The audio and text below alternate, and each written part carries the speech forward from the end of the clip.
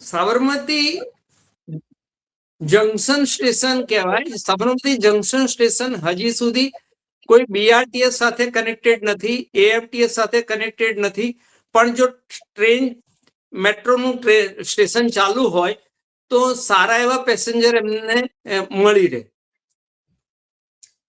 જી બરાબર, સારા એવા પેસેન્જર એનાથી એને મળી રહે. તો હવે આમાં ખરેખર સત્તાવાળાએ શું કરવાની જરૂર છે? કારણ કે આ રીતનું જે વ્યવસ્થા ઊભી કરી છે, બુલેટ ટ્રેન તો હજુ બની છે, ક્યારે શરૂ થશે હજુ કઈ નક્કી નથી. કદાચ બની શકે કે 2030માં માંડ શરૂ થશે, ત્યારે કદાચ બની શકે કે આજે 1 લાખ જેટલા પેસેન્જરો આવ જાવ કરી શકે, એવી શક્યતાઓ પણ છે. એક્ઝેક્ટ ફિગર એના પણ નથી કે ખરેખર ત્યાં કેટલા પેસેન્જરો ઉતરશે બુલેટ ટ્રેન થી. તો આ બધું જે ગૂંચવાડો થયો છે, તો આમાં કોઈ એક જ રેલવે સ્ટેશન બની શકે એમ નથી? એક જ પ્લેટફોર્મ ઉપર બધા ઉતરી શકે, ચડી શકે, અથવા તો અલગ અલગ પ્લેટફોર્મ કે એક જ જગ્યાએ એને ઉતરવું પડે?